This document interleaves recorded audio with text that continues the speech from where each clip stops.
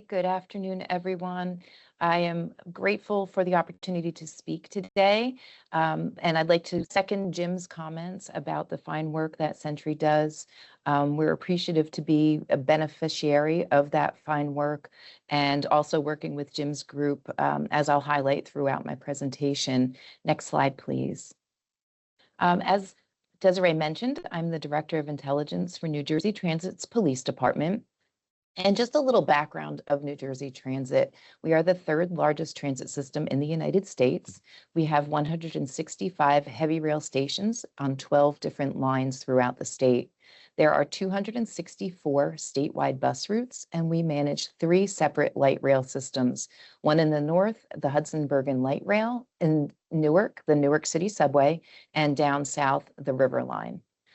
The New Jersey Transit Police Department serves all of New Jersey Transit. We are one of the only, or the only other statewide police department. So New Jersey State Police and then New Jersey Transit Police have statewide powers, which means basically we can function throughout the entire state and even on the roadways of the state. If we see incidents occurring, we have statewide powers.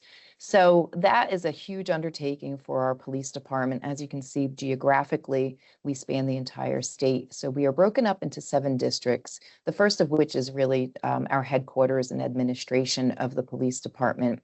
Otherwise, we have 6 remaining districts that oversee these areas, and I've included the map on the right-hand side of that slide to identify, as you can see, District 2 covers the Newark area and the center of the northern part of the state.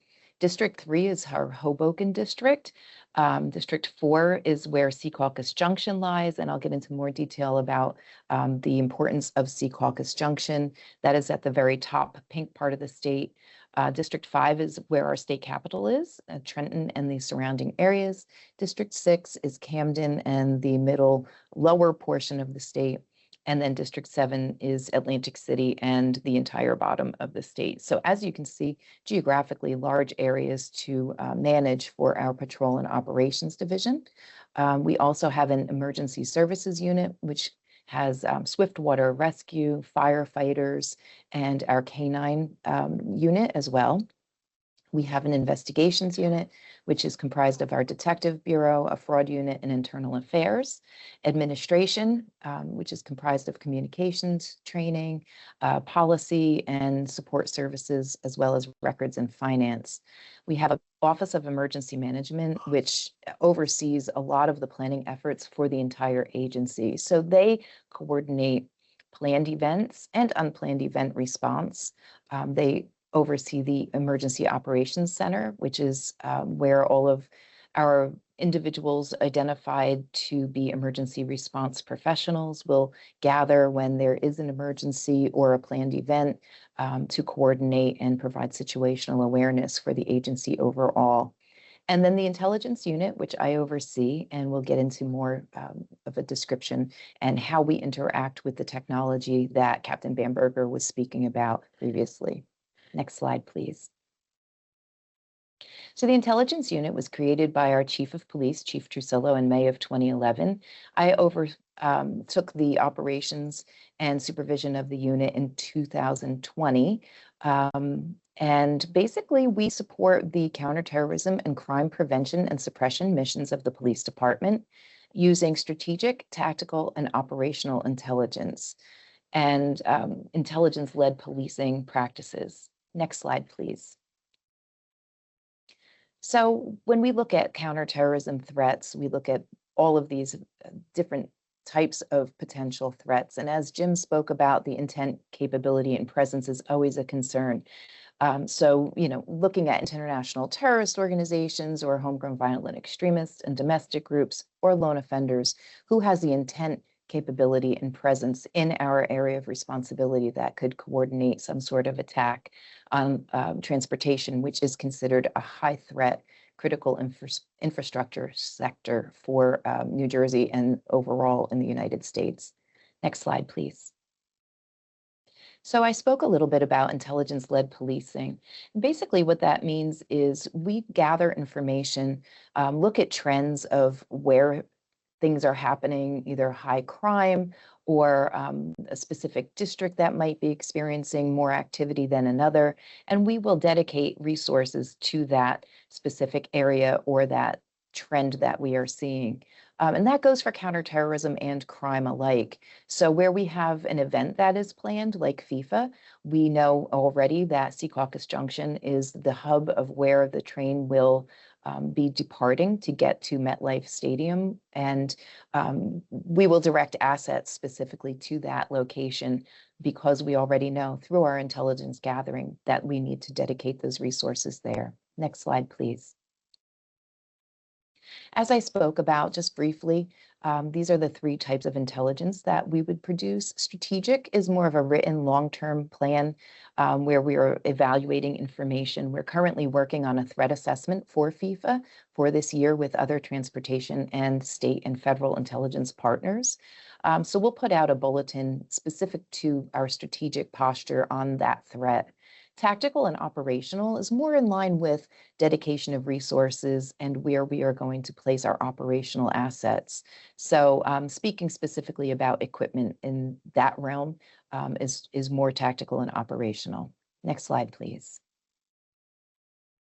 Historically, concerns for mass transit include these very popular, well-known attacks, basically dating back to 1995, the Tokyo sarin attack, and up to 2016, where New Jersey Transit had 5 IEDs left by Rahimi, the Chelsea bomber, who had coordinated his planned attacks between Seaside at the Semper 5K, Semper 5K, and then in Chelsea, New York, he left IEDs as well.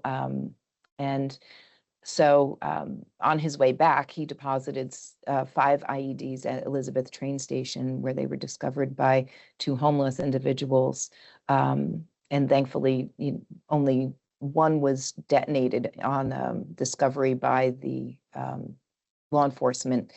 So no one was injured in that as well. But we see transit historically being a target for attack. Also in 2022, the New York City subway attack by Frank James, where he shot on the subway and injured dozens of individuals. And then most recently, while it wasn't ideologically motivated, the North Carolina stabbing attack. Next slide, please. So again, transit is a hot topic for terrorist propaganda. Dating back to 2017, AQAP had issued instructions in their Inspire magazine to derail trains. Right up to present time, we see this propaganda frequently.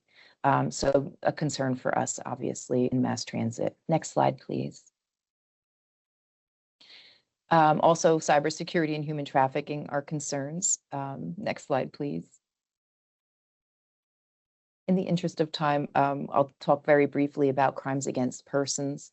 And just, these are things that we are always concerned about, also on mass transit. Next slide, please. So we had in 2025 the Club World Cup, and we had a lot of lessons learned, a lot of attendance, a lot of crowds for the quarterfinal, semifinal, and final, which gives us perspective on what we might see for the FIFA World Cup in 2026.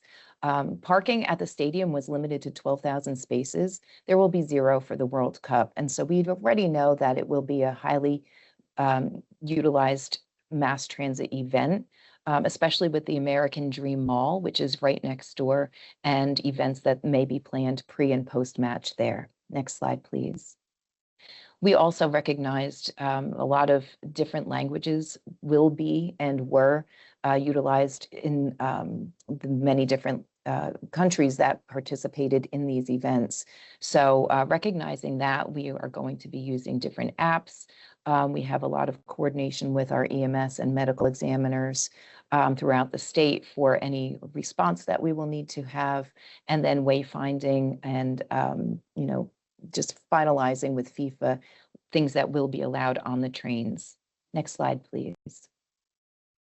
Also, weather incidents, that time of year is unpredictable with weather, and having alternate bus routes are key for us. Next slide, please. So getting to the actual planning efforts for our police department and focusing on the technology, we have partnered with Jim Bamberger's group for quite a while, over a decade at least, predating my time here. And lessons learned from the equipment that we've been able to pilot, utilize during events such as the Army-Navy game, NFL games, and other types of events that we've had here and in New Jersey, large-scale events. We've been able to highlight some of those technological advances that they have made and researched. So the TAC and SPO passive screening devices we have used in Secaucus Junction, and very gratefully received grant funding to purchase those own devices of our own. We've also been able to procure some camera trailers for FIFA and drone detection equipment. As Jim mentioned, counter UAS is crucial for all of these events. And we just recently were able to obtain these drone devices, which when deployed will be able to detect drones in our area of responsibility. And we also were able to use the Evolve pass-through detection equipment as is depicted in the photo down below. So coordinating with TSA and Amtrak so that we can provide this screening prior to individuals getting on the trains or buses to get to the event will be crucial. Also, as Jim mentioned, using some of their resources for the AI and video analytics, we were able to obtain and test the brief cam system. So on our CCTV, we are now able to use those attribute matching AI analytics to detect individuals that may be passing through our system, find them again in maybe another station. If we know that they've done something somewhere in our system, we are able to plug that right into our AI. And then also perimeter monitoring. If someone intrudes into a monitored area, that AI is helpful for us to determine that as well. Next slide, please. And finally, we have developed this suspicious activity reporting system for our frontline employees and other individuals who function within our facilities. So we'll be using that for our information sharing and awareness campaign through the FIFA World Cup games as well. Next slide, please. This is my contact information. If you have any questions or would like more information about any of the programs that we have, please feel free to reach out to me, and I will hold to the end for questions. Thank you.